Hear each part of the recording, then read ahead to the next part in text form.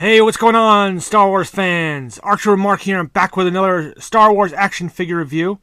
And this time around, I have a figure from the Star Wars The Vintage Collection line. And it's this really awesome addition to my Jedi ranks, Aayla Secura. Great figure. Really glad I picked her up. And just really nice. But we'll get on with that in a moment. First, we will look at the card back, as usual. And you have here your usual ages 4 and up sticker, your warning, choking hazard, all that stuff that we need. You got the Revenge of the Sith logo, the character name, and really a great image. You can see in the background is the planet of Felucia, which is a really beautiful, spectacular looking planet. It's a shame we don't get to see more. And here you have a very great dynamic pose of Aayla. Just great action pose. You got the Kenner logo there.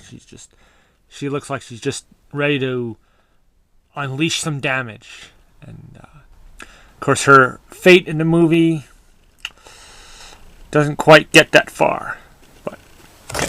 Now I'll flip around to the back, and you can see here the first figure of this that was ever released, 2002, 2004, back in the Attack of the Clones wave, as she was seen in that film as well. And you have the Vintage Collection description as usual on the back. Again, it's the same, hasn't changed. Feel free to pause the video, read this if you'd like. Go up here, see it's VC58, Vintage Collection logo. And we go down here, and a really strong wave here. Some great figures, the Kithaba and Dr. Avazian, Wedge Antilles being reissued. The Nominor and the 501st Clone Trooper. So, very good, strong wave. Lots of other good figures I'd like to try and get. Usual Hasbro logo, StarWars.com, all that. Okay. Enough about the packaging. Back onto the figure, which is the important thing. Now, this is a really great figure. Great details and sculpting all the way around. I'll take the usual head to toe, 360 look.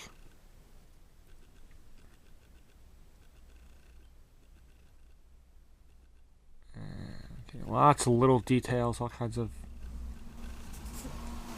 good things that they put in. Here you can see all these little kind of leather braid things that are hanging down. She has on her belt, big pouch. She stores, whatever she stores in there. Here you can see, I might as well show you the back of the head. And then you can see even like the little wrappings around her head tails, and the sort of, I guess you could call them freckles, I don't know, but these sort of pinkish looking spots you see on the back. Okay. Yeah, I'll turn it around, and again the facial head sculpt looks really nice. Very striking face. It's just very powerful, very beautiful character. Everything looks great. Her sort of stomach sculpting, the abs there, looks in great shape, as all Jedi should be. And just really cool.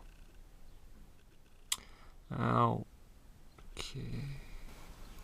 Before we get on to the articulation, we'll go over the accessories. Now, she does come with a sort of standard brown Jedi robe.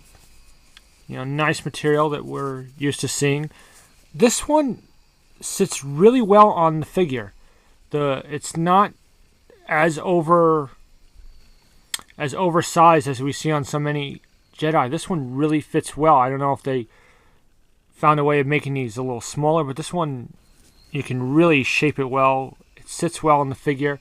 The hood goes up, and you can kind of put it over the head, and it really sits well. It doesn't look like super ridiculously huge, which is good. You know, most people may not even use the robe. I'm sure most people will display her without the robes. We don't see her wearing a Jedi robe at any point in the movie, as far as I know. She does, of course, have the unignited lightsaber hilt. Very nice there. Kind of plain, nothing too, the detail isn't great, but it's nicely sculpted, looks nice.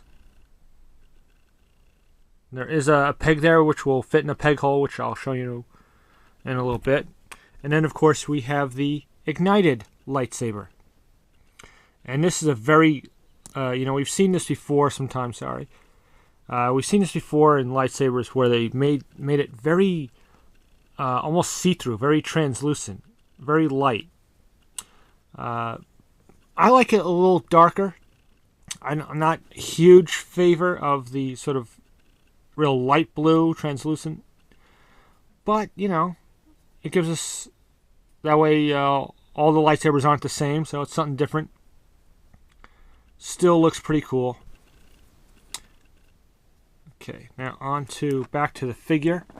We'll go over the articulation. Ball-jointed head, ball-hinged shoulders, ball-hinged elbows, swivel wrists, with a ball-jointed upper torso. There's ball-jointed hips, ball-hinged knees, and ball-hinged ankles. So, magnificent articulation on this figure. Really great. And there we'll see. There is hopefully you could make that out, the peg hole for the unignited lightsaber to be stored. And just an all-around great figure. If you're into collecting Jedis, you just very well sculpted. The face, the head, all the little detail on her pants and pouches on her belt and whatnot. Just really nice. Very well done. And let's see if we can get that in there. She holds her lightsaber really well, which is always a plus. So there you have the Revenge of the Sith Vintage Collection Aayla Secura figure. It's definitely absolutely worthy of adding to your collection, especially if you love Jedi. Just really can't think of any bad things to say about this figure. So, just a minor personal thing with the lightsaber being so light, but like I said, that's personal preference. So, great figure. Definitely pick her up if you can find her. And as usual, hope you liked this review. If you want to, comment, rate, subscribe, and until my next review, I will see you soon, and may the Force be with you.